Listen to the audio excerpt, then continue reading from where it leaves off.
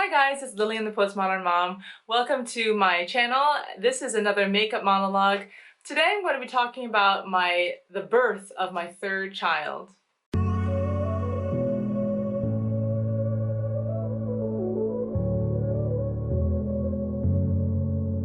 So this topic was requested by my daughter, Doris. She's now 6, and our little third child, baby Winnie, he's now almost 5 months, I guess, nearing 5 months. So she wanted me to talk about his birth, and that's what I'm going to do today. Just really briefly, the first 2 births were both at home, in a birthing pool, no drugs, no gas and air, nothing really. And the second one was the one that would be Humphrey, where I had retained placenta and I had to go get transferred into the hospital after he was born and get my placenta manually removed. So from that experience, going into the third pregnancy, I really wanted to avoid going in at all to the hospital. So I did a lot of research on retained placenta on 3rd stage, and so now I'll tell you about what happened, I guess. I was pregnant during coronavirus lockdown, nearing the end of my pregnancy, and there's like a huge bug over there. Anyway, so yeah, I was pregnant during coronavirus lockdown, which definitely added to my stress because leading up to the birth, there was like a shortage of slots for delivery. I mean, before, when I was pregnant and all that, I was fine going out and buying groceries. I usually went to Lidl to buy groceries. But then with the lockdown and me being pregnant, I was considered in like the high risk category. So then that was Skin Reviver Body Shop. I was instructed not to leave the house and really minimize the risk. So I started ordering for grocery deliveries. And that was stressful because there were no slots open. It was always very randomly where they might release new slots. And so that was probably the most stressful thing about being pregnant during coronavirus lockdown. And then the other thing was for my second birth. So my first birth, Doris was born in America at home. We had a private midwife, and it was like the only option that was good for us. All the other options were not good. So then when we moved here and we were pregnant again, we thought, oh, why don't we just have a home birth that's funded by the NHS? We don't have to pay out of pocket like we did last time in order to have a home birth here, which is a great blessing. So we decided to go with an NHS midwife for our home birth instead of a private midwife. I had interviewed a private midwife, but the costs, I just felt like, wow, we pay so much in taxes already, and then to have to pay out of pocket for a private midwife seemed like we were wasting a lot of money. So we went ahead with that, and looking back now, I think that contributed to a lot of the issues that we had with the second birth. That led me having to go into the hospital, and then it also subsequently led to to Humphrey having gotten an infection and then having to be admitted to the hospital at 10 days old and go through a series of antibiotics and I think steroids too, I'm not sure, but he also had to have a lumbar puncture. It was really unpleasant. All this to say, we were trying to avoid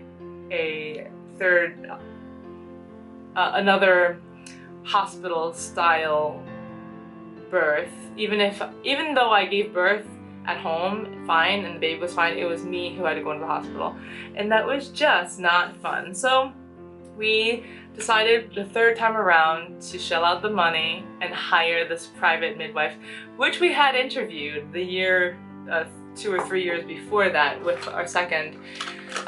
And she was very happy to accommodate. And the amazing thing about private home birth midwives is that they come to your house for all of your antenatal appointments. They can take your blood there. You don't have to go into the hospital for pretty much anything except for if you wanted an ultrasound scan. And the more we became comfortable with the idea of natural birth and things being natural, this is the revolution, conceal and define. Then we became more comfortable with the idea of not having to go in so often for scans. But we still did the standard NHS when you have a subsequent child, so it's not your first pregnancy. When it's your second pregnancy and beyond, you see the midwife less and you get fewer scans. So you get one at 12 weeks and then the next one you get is at 20 weeks. And that's it. No more scans after that. And so we did that for ours. And I think we even may have done an extra one privately because I was getting a bit scared. I wasn't feeling any movement at one point or something. I forget what it was. It's so easy to forget now that they're all born. But yeah, so the midwife would come to our house, and she came probably every 4 weeks or so. Until the end, she would come every 2 weeks and then every 1 week. So I got to see the midwife a lot, and it's just so important, not just to have her check up and listen to heartbeat and stuff like that, but to build that relationship with her was really important. So this time around, I felt I had a lot of Braxton Hicks, and it would keep me up at night starting from about 35 weeks pregnant. I was having a lot of Braxton Hicks, and it made me feel like, man, this baby's gonna come sooner than before, because I've had the other two where I gave birth at 39 weeks pregnant, and so this one I was really thinking, I think this baby's gonna come out earlier. And so he did, and we did wait to find out the gender. We didn't find out at the 20-week scan what gender he would be. So it was going to be a surprise. And when it came to, I was at 37 weeks and 5 or 6 days. So right before 38 weeks pregnant, I started to get contractions. And I had contractions, like a few twinges as I went to bed, but then nothing continued on until the morning. And it wasn't until 6 in the morning, 6 a.m., did I have more regular contractions. And because my previous births were fast, the first one was 5 hours and the second one was 4 hours, I was really preparing my midwives, myself and my husband, everyone, and I also had a photographer and videographer come. I was preparing them for a fast, precipitous labor because I didn't want them to miss it, obviously. So this time at 6 in the morning, when they started to get rhythmic, and about every 2 minutes, Felipe, my husband, called the midwife, and turns out that the midwife was already at another birth. But she had 2 backup midwives that I had met previously, just in case, because during this coronavirus lockdown, you have to make sure that you have a contingency plan, just in case if you have coronavirus, like you don't want to show up to a birth then. So, and they would take their temperatures and everything, so everything was really safe before arriving. One of the midwives decided to wear full PPE, and so she was in full blue with a mask and everything the whole time. The other one was a bit more lax, and I honestly wasn't worried about that. I wanted to be comfortable. I didn't want to be stressed out, and I felt like I didn't mind really either way.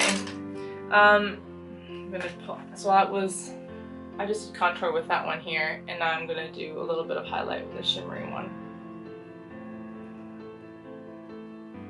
So it was about, I think 8:30 or 8 o'clock in the morning that the midwives arrived. They came within about an hour or two because I was so worried that it was going to go really fast.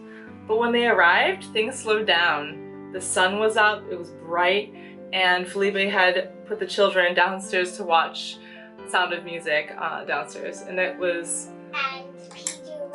And Peter Rabbit later, but that was not by our choosing. I think that was just the other midwife when she started to take over a little bit downstairs with the kids. So we labored until I basically didn't eat much because I was just worried about it being really fast. So I labored all the way until about 2 in the afternoon, I think it was. Things are getting hazy. And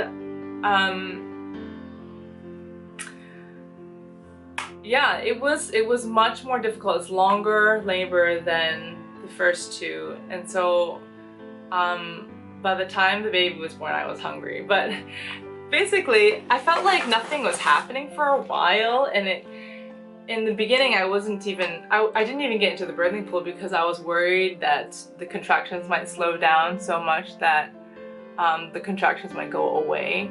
So I didn't even go into the pool until about 11, I think.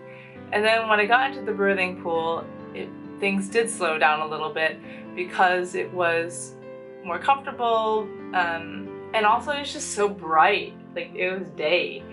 But my contractions were still coming pretty regularly, about 5 minutes or so, and then it didn't intensify until about 1 p.m. and then for the last half an hour, I think it was maybe 2 p.m. I forget, 1:30, about half an hour of really intense second stage where my body started pushing at each contraction, and I was trying to take things slowly and easily. And then finally I was just like, I can't hold it anymore, I just gotta push. And I pushed 2 times pretty intensely, and he just came straight out when Sim was just like, boom. And it was really cool. Oh, hang on, there's someone at the door. Okay, so I just got my delivery from iHerb, and I am excited. I'll open that later. So anyway, let me just finish doing my eyelashes. They look pretty good here. I have my CoverGirl Lash Blast mascara. Anyway, what was I saying? You were saying that he was saying. Oh yeah, so Winston just came, so his head was coming slowly, and it got to the point where Felipe could see the head, and it was the first time he was there to like really witness this in daylight.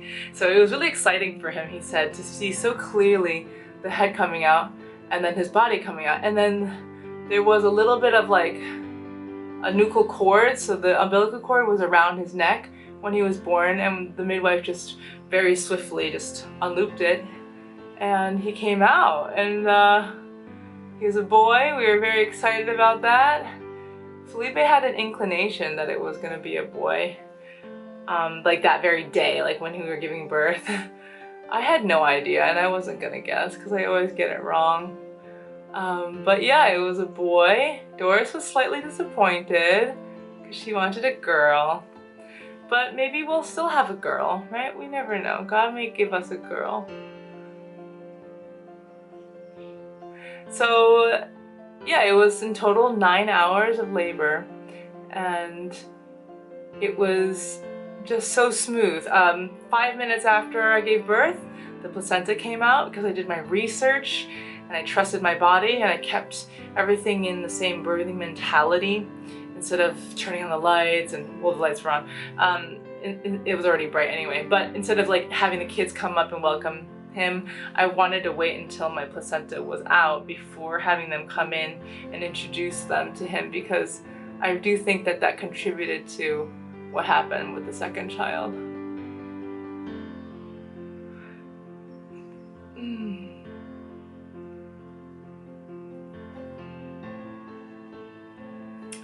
So then after the placenta came out, we cut the cord, Felipe cut the cord, and the kids came up to see the baby and greet him. And then I got out of the birthing pool and they checked over the placenta and they checked over the baby, and everyone was just so chill and relaxed.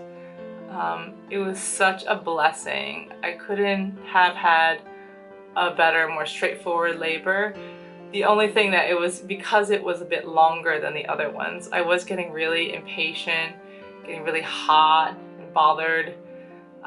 Whereas the other ones, because they were so fast that I didn't have to really, I didn't have time to really think about it and think, oh, what's going on? But it was really amazing. And although, you know, there's always painful parts of the labor, but you forget so easily after the baby's born. And we're so blessed to have 3 children now, making us a family of 5. But we would love to have more. We would love to have more. Maybe God will bless us with more. You said that you want 6. I'll have as many as God gives me. And then after that, maybe even more adopted. That would be great. But we never know. We just trust God day to day. Hey, we're nearly at 6. Yeah, we nearly have 6. It's getting hot on this camera. Alright, so I'm gonna just stop because it seems like the camera's gonna shut down because of the heat. I'm gonna put my red on again, I think. This red one. This is the Body Shop one.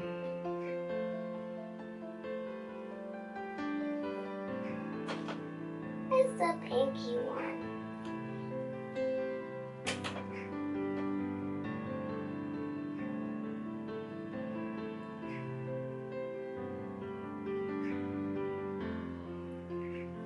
When are you gonna put on different reds? I don't know.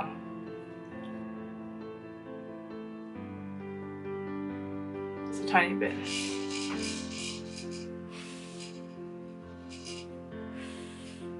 Look at that mess there. Man, what is that? Bug. There. Thanks so much for watching this video. I hope you enjoyed it. Leave a comment below and let me know what other things you'd like me to talk about. As always, you can like and subscribe to my channel. And I'll see you next time. Bye! I think there's such a joy in keeping a good home and watching your children grow up and cooking and cleaning and supporting your husband